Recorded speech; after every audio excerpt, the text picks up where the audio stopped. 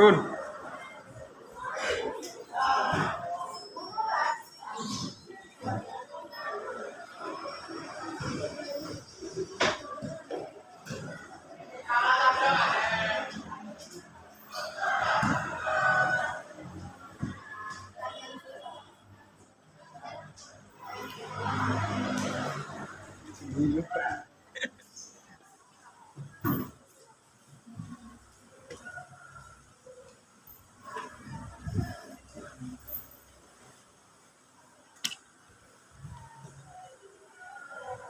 Assalamualaikum warahmatullahi wabarakatuh. Waalaikumsalam warahmatullahi wabarakatuh. Selamat siang anak. Selamat siang. Bagaimana kabarnya? Baik. Ya, semuanya semoga tetap sehat ya. Amin. Kita bisa selalu mengikuti pelajaran hari-hari daring dan kalian harus senantiasa tetap menjaga kesehatan kalian ya. Anak-anak, sebelum kita memulai pelajaran pada siang hari ini, apakah di antara kalian ada yang tidak masuk? Ada. Apa namanya? Filda. Filda. Sakit atau? Sakit. Terus ada lagi? Siapa? Tidak. Kelas 1 ya? Ya, perlu diingat pada pertemuan kali ini ini kan musimnya musim pancaroba, artinya musim peralihan dari musim kemarau ke hujan. Kalian harus senantiasa selalu menjaga kesehatan kalian ya, karena berbagai macam penyakit akan datang ketika ada musim pancaroba. Oleh karena itu, sistem imun kalian harus diperkuat dengan memakan dan minuman yang sehat.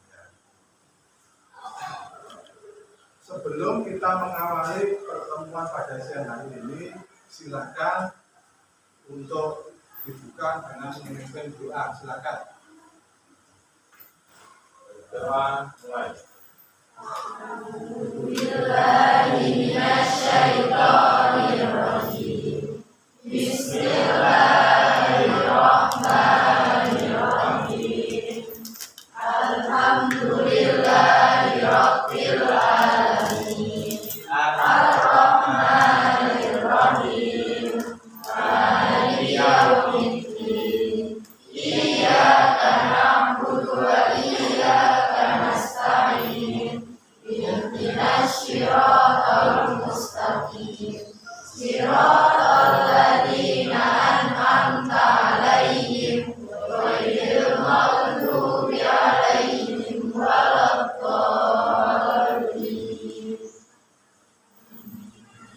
Terima kasih atas doanya. Semoga dengan doa ini kita dapat mengambil manfaat dan hikmah dari pembelajaran pada siang hari ini. Anak-anak, untuk mengingatkan kembali tentang tugas kalian pada minggu yang lalu, yaitu kalian mengamati berbagai macam tumbuhan maupun hewan yang ada di lingkungan rumah kalian. Kalau pada pertemuan kali ini kalian mengamati tumbuhan ya, dengan membawa berbagai macam daun pada tanaman masing-masing tanaman tiap kelompok ya. Coba perhatikan di sini, pada pertemuan kali ini kalian akan mengetahui tentang tujuan pembelajaran. Silakan dilihat di sini.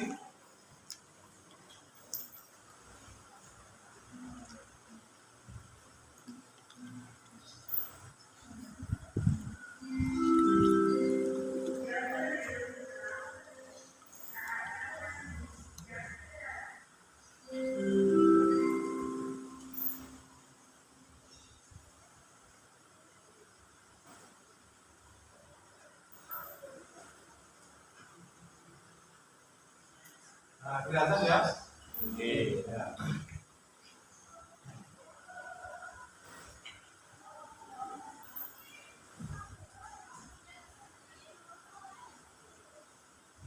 tentang tujuan pembelajaran. Silakan disimak. Peserta didik diharapkan nomor 1 mengetahui pengertian klasifikasi 5 kingdom. Nomor 2 memahami dasar pengklasifikasian makhluk hidup. Nomor 3 memahami sistem klasifikasi makhluk hidup dalam 5 kingdom. Nomor 4 menjelaskan ciri-ciri umum dalam klasifikasi makhluk hidup 5 kingdom. Ya. Nah, selama pembelajaran ini kalian akan dapat nilai tentang 3 kriteria penilaian. Yaitu yang pertama, penilaian afektif. Di antaranya kerjasama antar kelompok, kerjasama dalam kelompok, juga santun dan proaktif. Proaktif berarti ini tiap individu. Nomor 2 yaitu tentang kognitif, pengetahuan dengan tes, nanti ada post test ya. Yang ketiga yaitu tentang psikomotorik atau keaktifan dalam berdiskusi. Berikutnya ini ada pembagian kelompok 1 sampai kelompok 6. Tiap kelompok itu ada 5 anak, karena jumlahnya 30, maka ada 6 kelompok. Kelompok 1 namanya Agenda, Bella, Afidatun, Ahmad Walid, Aida Nafisa, Anenta Agad, dan seterusnya. Silakan sesuai dengan pembagian kelompok menuju ke kelompoknya masing-masing. Silakan.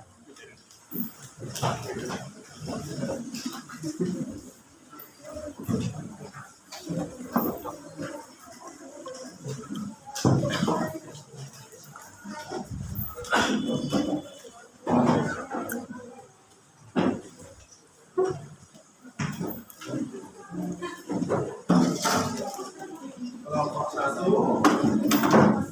kelompok 2, kelompok 3, kelompok 4, kelompok 5, kelompok 6.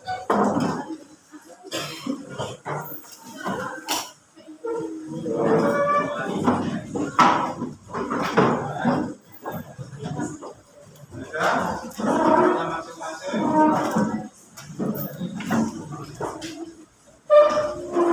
Coba perhatikan sebelum Bapak membagikan LKPD dan bahan ajar, silakan dilihat dulu peta konsep pada pembelajaran kali ini, yaitu klasifikasi makhluk hidup. Silakan dilihat tentang ciri-ciri makhluk hidup. Ciri-ciri makhluk hidup. Juga ada ciri-ciri benda di lingkungan sekitarnya. Yang ketiga tentang klasifikasi makhluk hidup yang terbagi menjadi 5 kingdom. Yang pertama kingdom apa? Monera, yang protista, bumi, pelantai, dan animalia. Masih ingat ya 5 kingdom? Untuk lebih memahamkan pengertian kalian, silakan disimak video berikut ini.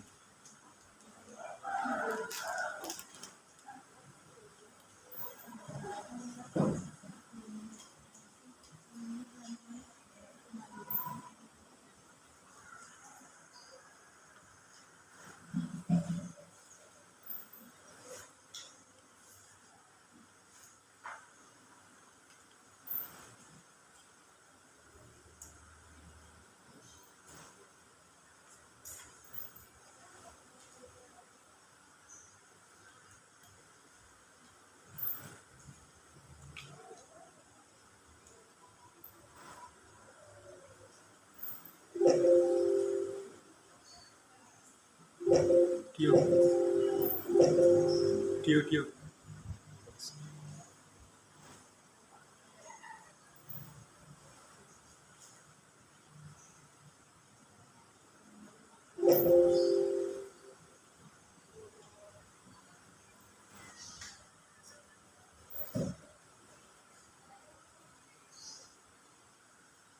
Dio tekan escape, tekanan escape.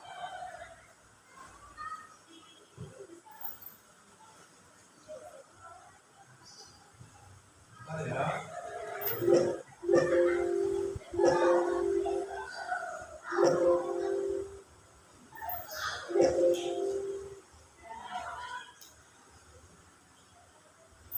Maju, tekanan escape. Soalnya aku maju dulu. Escape ada juga, maju laptop. ESC.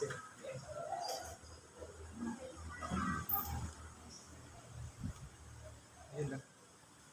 Soalnya aku kalau maju.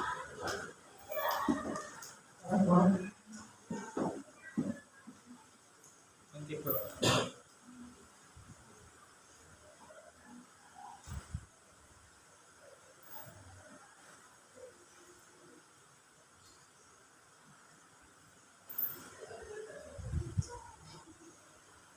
Nah, di materi kedua ini kita akan mempelajari tentang sistem dan klasifikasi. Di materi sebelumnya kita sudah mempelajari atau sedikit mengenal tentang klasifikasi ya. Jadi apa tujuannya, manfaat, dan apa itu klasifikasi.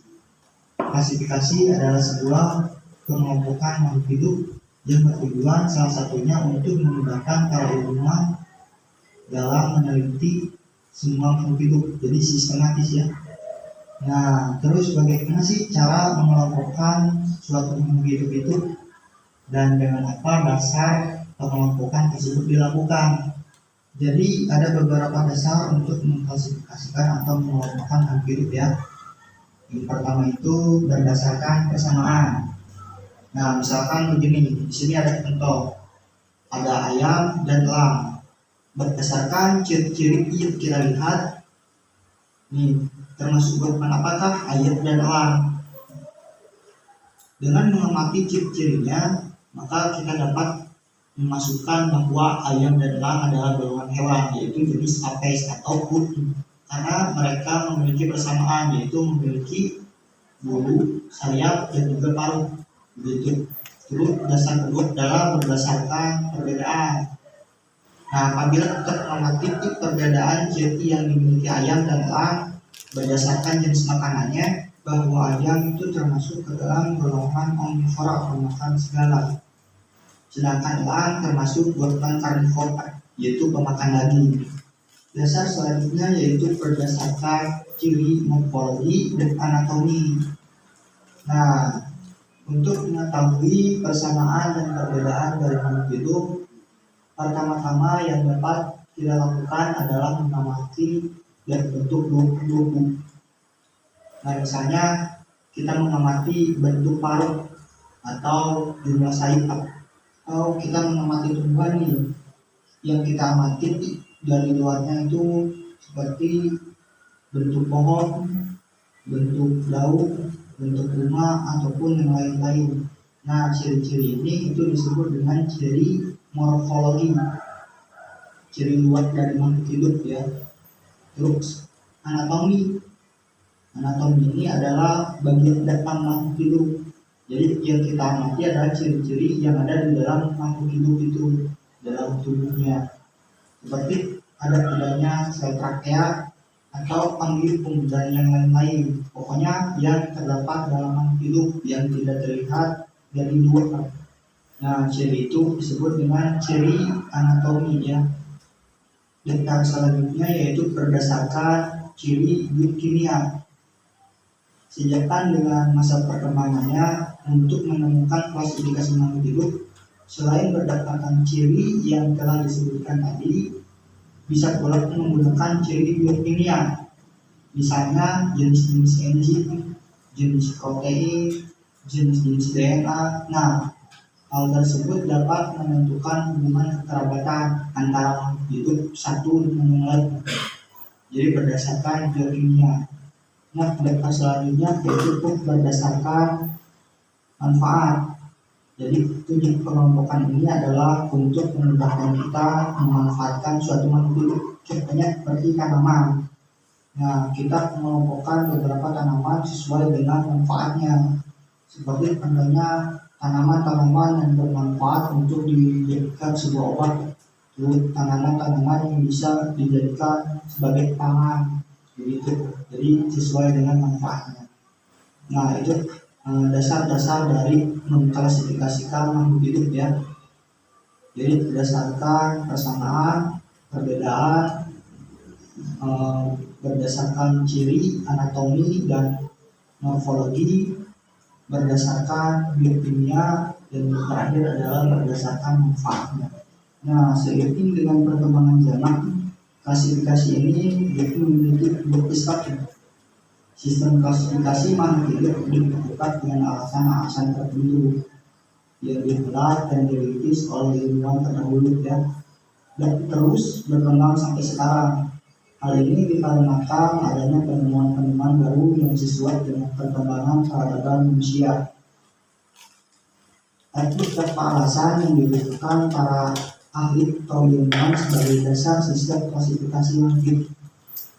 Nah, untuk itulah sistem klasifikasi dapat dibagi menjadi 3 golongan atau 3 kelompok, yaitu sistem alami, sistem buatan, dan sistem filogenik. Nah, kita akan bahas satu persatu dari sistem dasar klasifikasi ini. Yang pertama adalah sistem klasifikasi alami, natural ya. Klasifikasi makhluk hidup yang menggunakan sistem alami ini menghendaki terbentuknya kelompok-kelompok alamiah.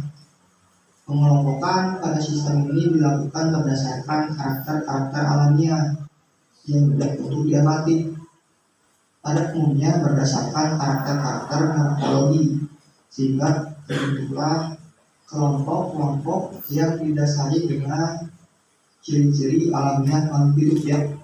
Misalnya seperti kelompok hewan berkaki 4, kelompok hewan bersirip, terus kelompok hewan yang tidak memiliki kaki, dan sebagainya. Atau misalkan pada tumbuhan seperti kelompok tumbuhan berdaun menyirip, kelompok tumbuhan berdaun seperti kita, dan sebagainya. Nah, ini digolongkan kepada sistem klasifikasi alami. Nah, kalau klasifikasi buatan itu apa? Jadi sistem klasifikasi buatan itu mengutamakan tujuan praktis nih dalam ikhtisar dunia hidup. Dasar klasifikasi ini adalah ciri morfologi, sama seperti sistem klasifikasi alami ya.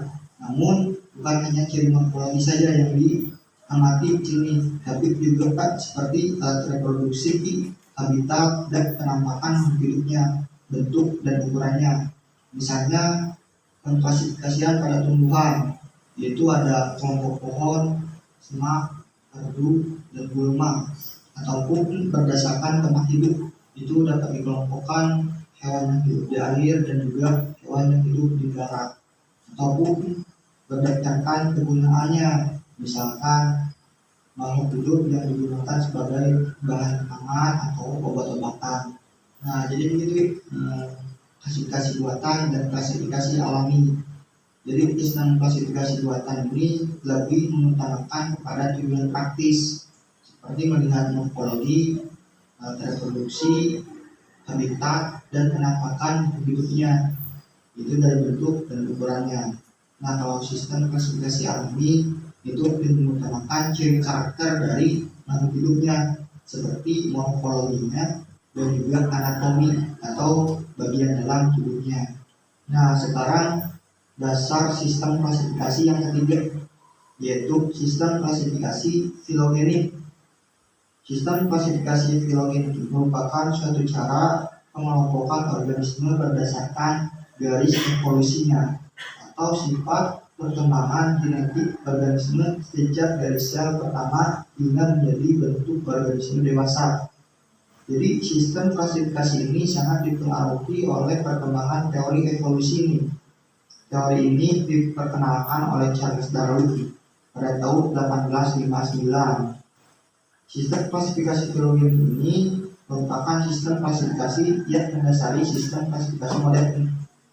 Jadi dalam sistem klasifikasi filogenik ini semakin dekat hubungan kekerabatan, maka semakin banyak persamaan morfologi dan anatomi antar kelompok. Berarti kalau sedikit persamaan, maka perbedaannya itu semakin banyak ya. Artinya makin jauh hubungan kekerabatannya. Misalnya orang hutan ini lebih dekat kerabatannya dengan monyet dibandingkan dengan manusia. Hal itu berdasarkan pada tes biokimia. Setelah ilmu pengetahuan berkembang pesat, terutama ilmu pengetahuan tentang kromosom, DNA, dan susunan protein organisme. Jadi para peneliti itu meneliti DNA antara manusia, orang hutan, dan monyet. Manakah dia memiliki hubungan kekerabatan yang lebih erat, dan hasilnya bahwa orang hutan itu lebih dekat kekerabatannya dengan monyet daripada manusia. Nah, jadi itu tiga sistem dasar pengklasifikasian itu sistem dasar ya. Jadi ada tiga Pak, yaitu sistem filogenik, sistem alami, dan sistem buatan. Sistem buatan adalah sistem yang mengutamakan praktisan ya. Jadi dilihat dari seperti tempat hidup, kemanfaatannya, dan juga tubuhnya. Terus alami, kalau alami ini lebih mengutamakan pada karakter-karakter alamiah hidupnya ya. Nah, kalau filogenik ini mengutamakan garis evolusi dan hidup atau sifat perkembangan genetiknya. Nah, pada awalnya dalam klasifikasi makhluk hidup itu dikelompokkan dalam kelompok-kelompok berdasarkan pasangan ciri yang dimiliki.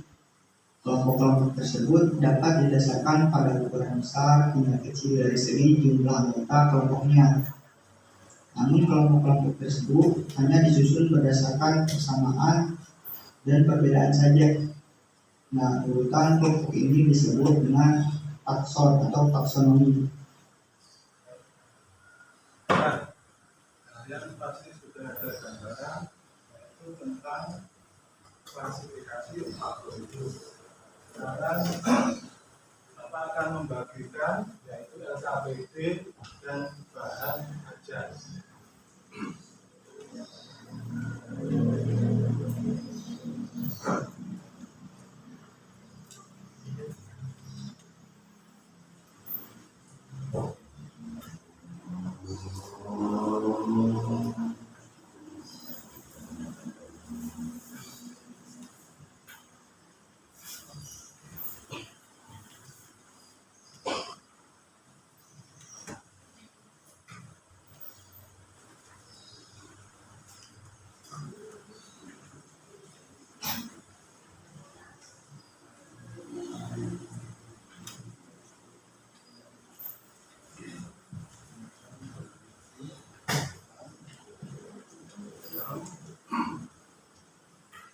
Sudah anak-anak silakan disiapkan handphonenya sebagai apa itu literasi digitalnya ya. Perlu kalian ketahui ya, apa dari gambaran kalian ya, tentang klasifikasi. Klasifikasi itu apa tadi? Ada yang tahu? Mengelompokkan makhluk hidup. Coba perhatikan, di dunia ini tidak kurang dari 500 juta spesies baik tumbuhan maupun hewan. Itu sangat banyak sekali jumlahnya. Masing-masing tumbuhan maupun hewan tadi juga memiliki karakteristik tertentu. Nah, ketika makhluk hidup itu memiliki karakteristik tersendiri, maka akan muncul suatu pengelompokan. Ketika tidak dikelompokkan, apa yang terjadi adalah kita akan sulit mengenali satu sama lainnya.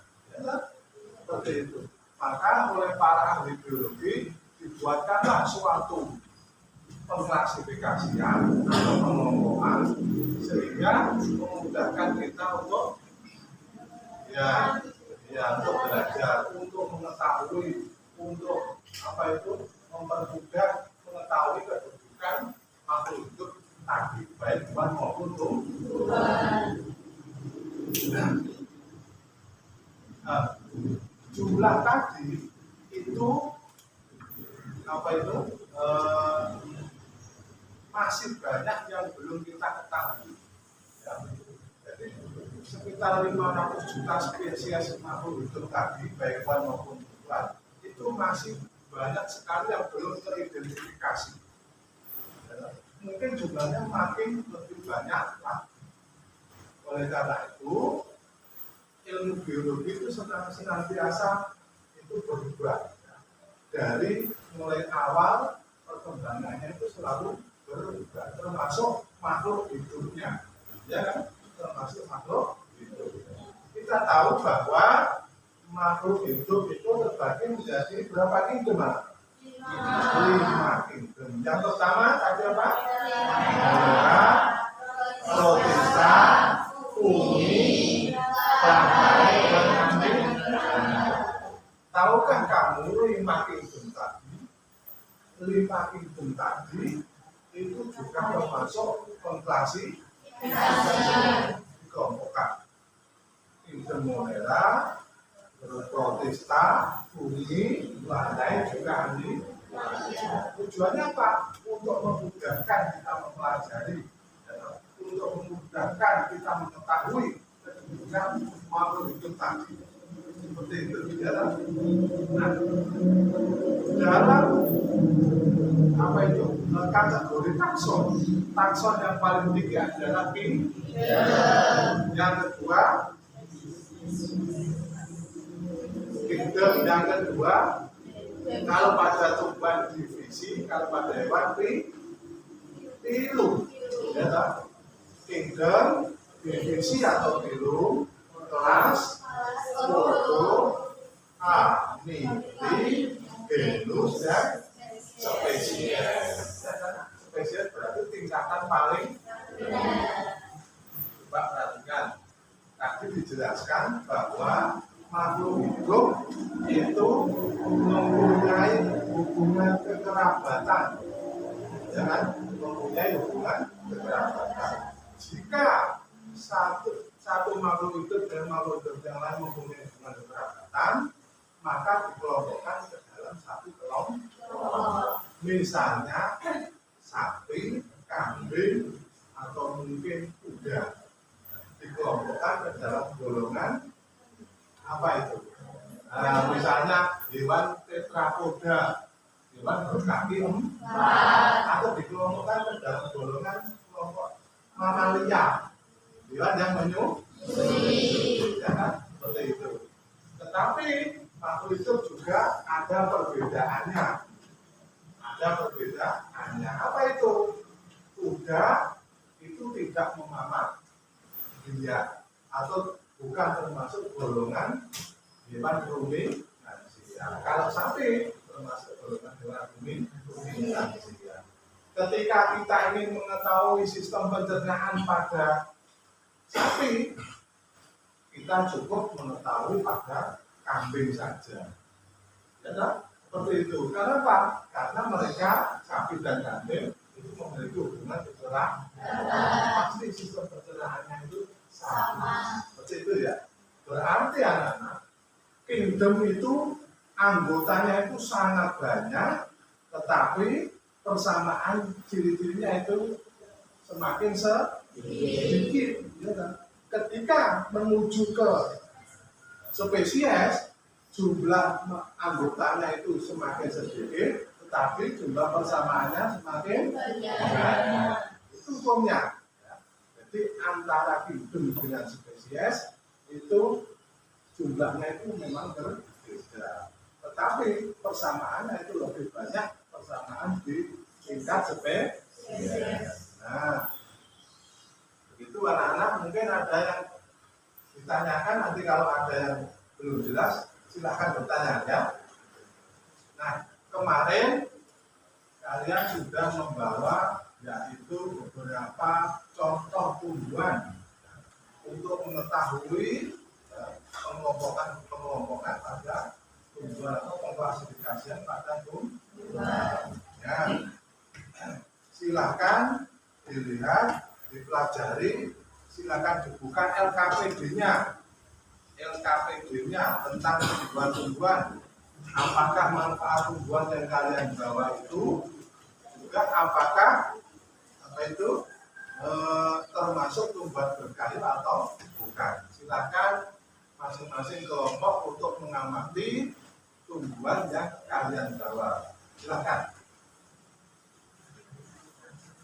Dari kelompok 1 silakan. Ya, nanti dulu.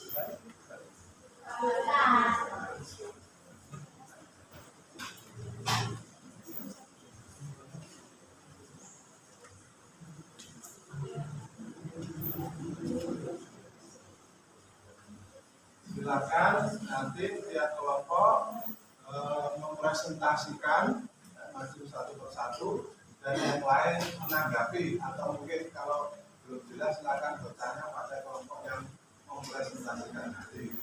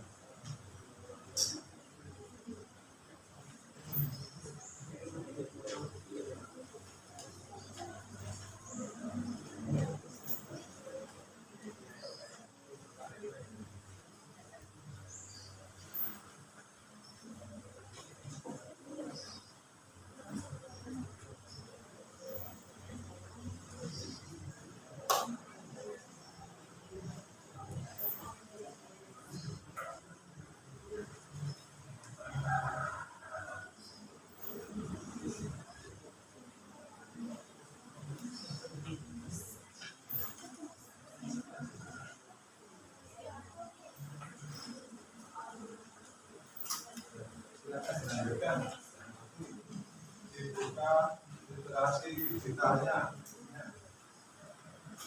tentang hidup.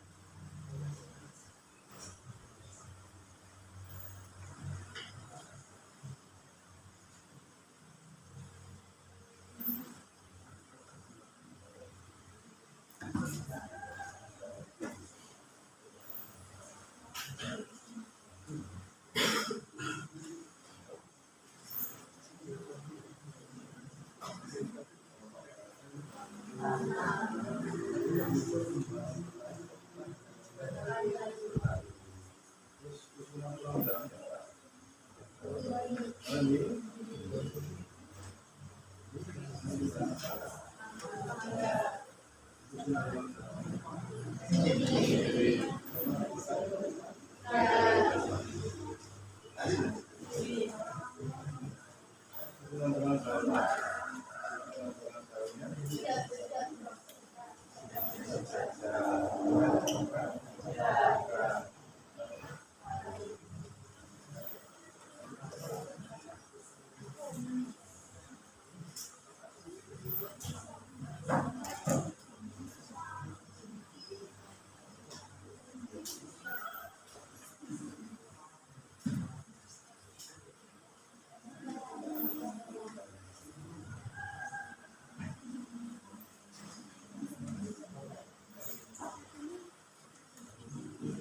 Dilanjutkan diskusinya.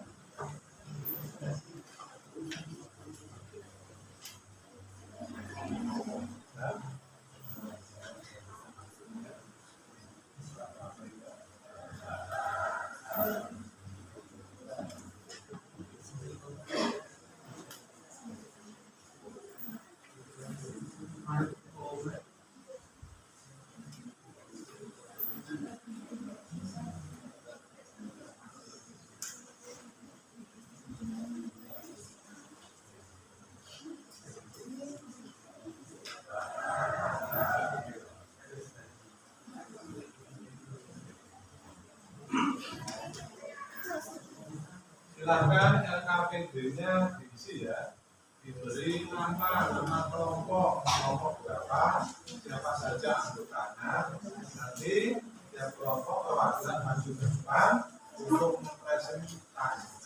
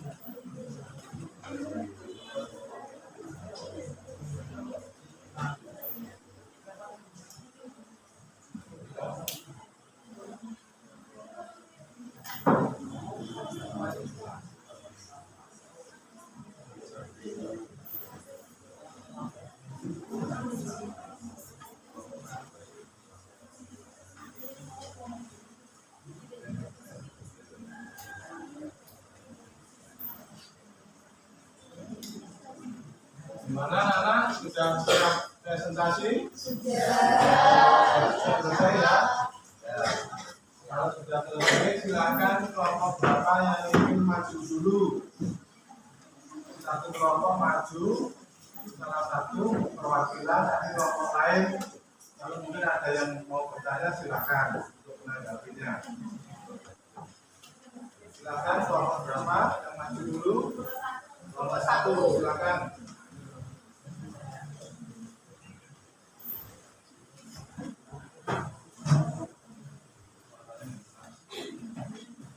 Assalamualaikum warahmatullahi wabarakatuh. Waalaikumsalam warahmatullahi wabarakatuh. Saya perwakilan dari kelompok 1 akan menyampaikan tentang kesimpulan klasifikasi makhluk hidup. Sistem klasifikasi alami yaitu pengelompokan berdasarkan ciri morfologi. Misalnya, daun menyirik dari jari. Sekian presentasi dari saya. Wassalamualaikum warahmatullahi wabarakatuh. Waalaikumsalam warahmatullahi wabarakatuh. Ya, berarti apa? Kelompok makhluk hidup dikelompokkan dalam golongan, misalnya ada jenis-jenisnya daun menyirik dan menjari. Kalau menyirik dan menjari berarti itu golongan apa? Tumbuhan dikotil. Kalau sejajar dan melengkung itu termasuk golongan Monokotil. Coba sebutkan ciri-ciri tumbuhan dikotil. Siapa yang tahu? Berkambium. Ya, terus ada lagi. Akarnya terus memiliki cabang-cabang pada pohonnya. Ada lagi. Susunan tulang daun tadi apa? Menyirik dan menjari. Itu adalah ciri dari tumbuhan dikotil. Kalau tumbuhan melengkung apa? Cirinya apa? Akarnya satu terus. Ya, tidak mempunyai susunan tulang daun.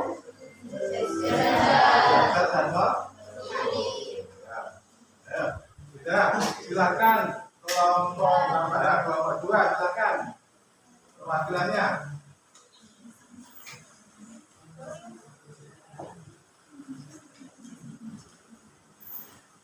Assalamualaikum warahmatullahi wabarakatuh. Waalaikumsalam warahmatullahi wabarakatuh.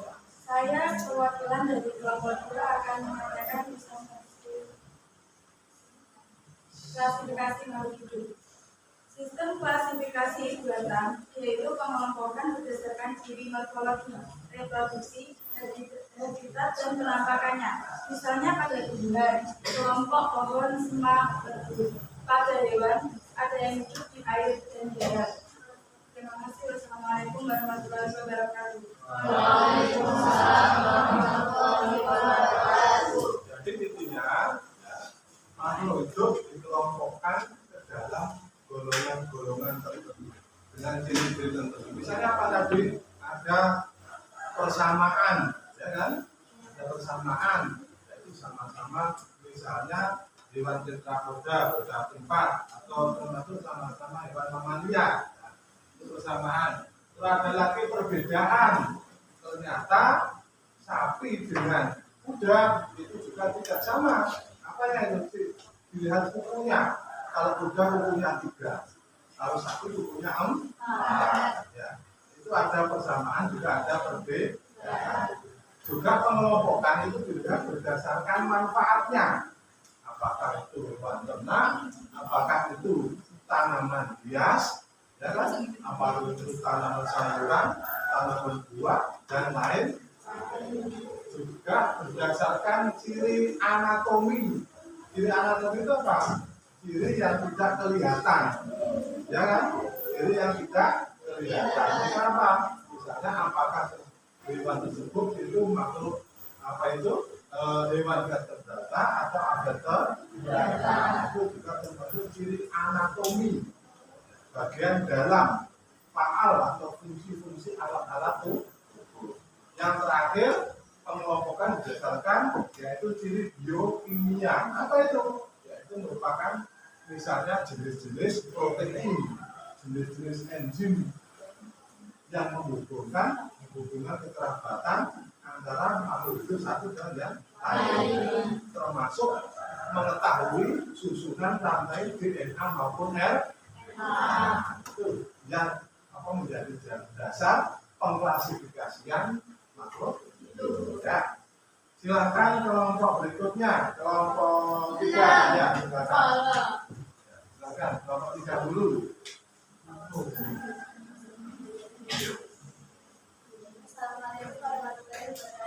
Waalaikumsalam warahmatullahi wabarakatuh. Saya akan menyampaikan kesimpulan dari klasifikasi makhluk hidup. Hubungan kekerabatan makhluk hidup kemudian berdasarkan kesamaan. Sekian dari saya. Waalaikumsalam warahmatullahi wabarakatuh. Nah, ini yang saya katakan tadi ya, makhluk hidup ternyata memiliki banyak ciri persamaan. Ketika memiliki banyak ciri persamaan, maka jumlahnya semakin sedikit karena menuju ke spesies ya. Kalau ke kingdom berarti anggotanya semakin banyak, tapi ciri persamaannya semakin sedikit. Ya. Kelompok 3. Silakan berikutnya kelompok 4. Kelompok 4. Assalamualaikum warahmatullahi wabarakatuh. Waalaikumsalam warahmatullahi wabarakatuh. Saya perwakilan dari kelompok 4 ini mempresentasikan hasil diskusi dari kelompok kami tentang klasifikasi. Bahwa semakin rendah tingkatan taksonnya, maka semakin sedikit jumlah anggotanya dan semakin banyak persamaannya. Sekian, terima kasih. Assalamualaikum warahmatullahi wabarakatuh. Waalaikumsalam warahmatullahi wabarakatuh. Ya. Jadi semakin tinggi tingkatan taksonnya, jumlahnya semakin banyak, tapi jumlah anggotanya semakin banyak, ini ciri-ciri persamaan semakin sedikit. Kebalikan dari spesies tadi. Nah, kelompok 4. Silakan kelompok berikutnya, kelompok 5. Ya.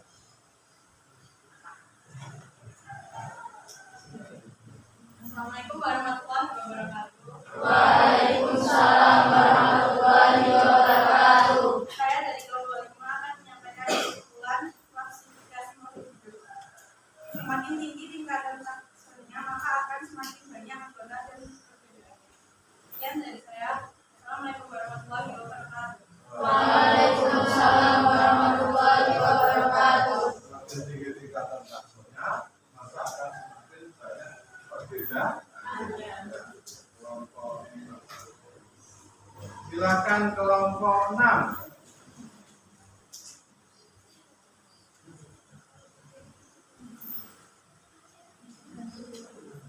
Assalamualaikum warahmatullahi wabarakatuh. Waalaikumsalam warahmatullahi wabarakatuh. Saya adalah Diana, mewakili kelompok 6, ingin mempresentasikan kesimpulan hasil kelompok saya. Sistem klasifikasi filogenetik yaitu pengelompokan berdasarkan hubungan kekerabatan. Sekian dari saya. Wassalamualaikum warahmatullahi wabarakatuh. Waalaikumsalam warahmatullahi wabarakatuh. Jadi klasifikasi diantaranya berdasarkan hubungan kekerabatan.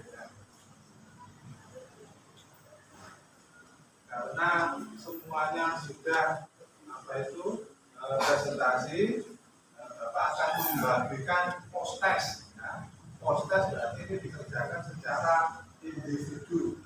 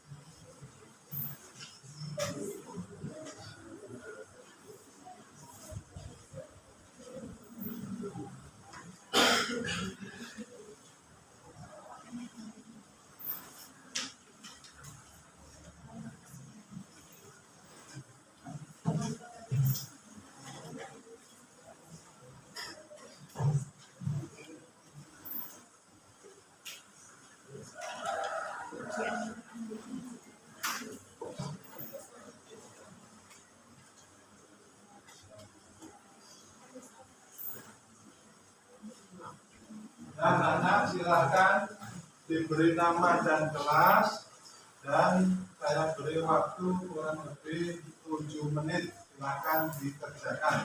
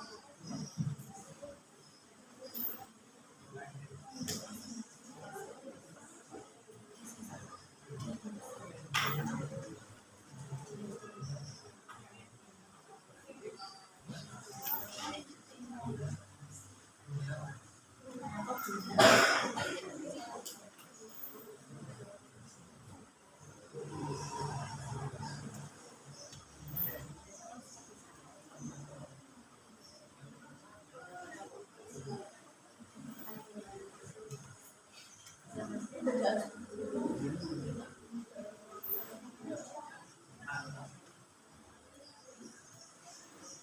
gimana? Sudah selesai?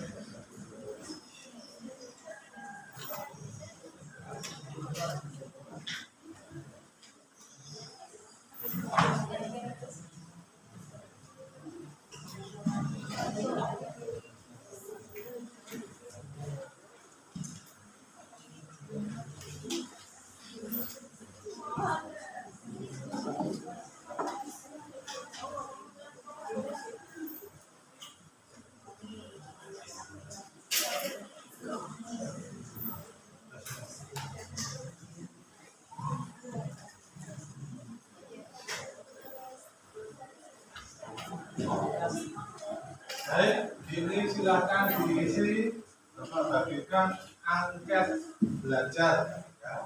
Yang anak satu ada 1 sampai 25 item, 1 sampai 25 poin ya.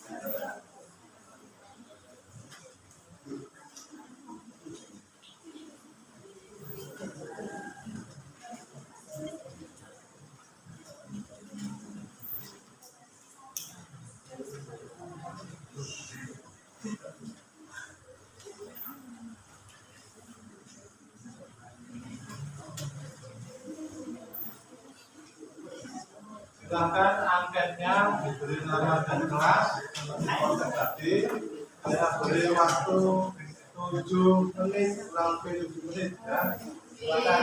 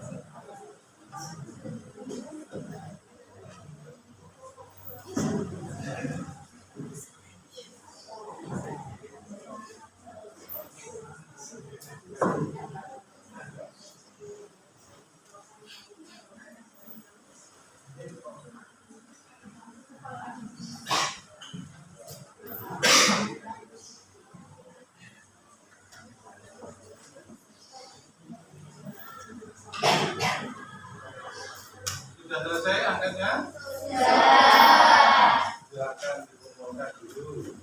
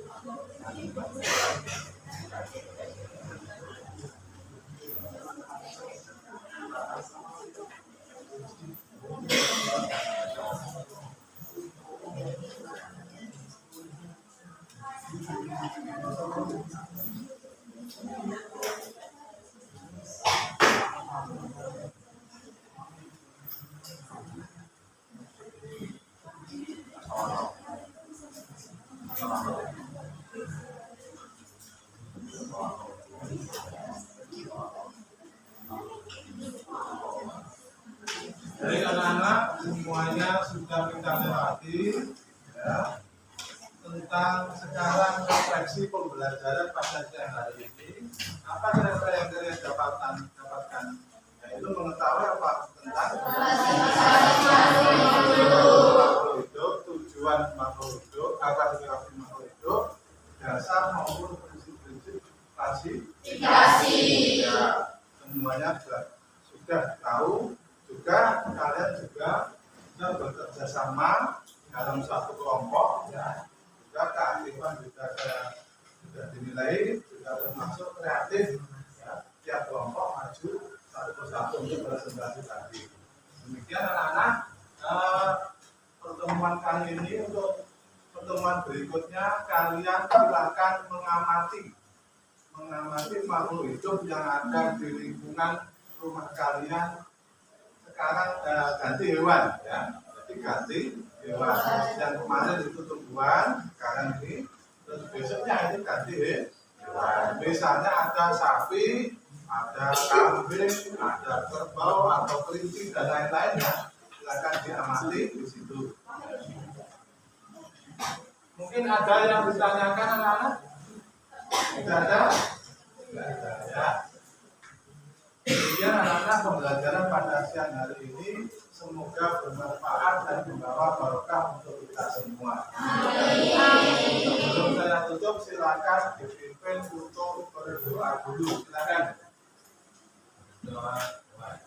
Bismillahirrahmanirrahim.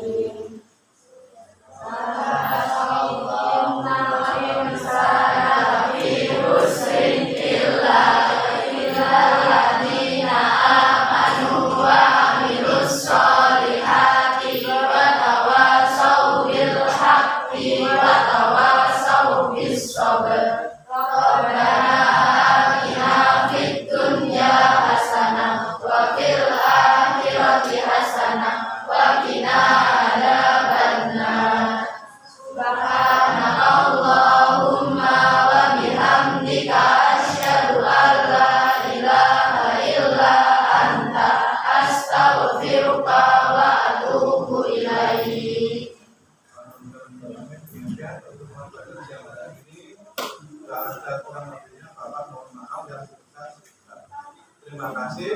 Kita akhiri. Wassalamualaikum warahmatullahi wabarakatuh.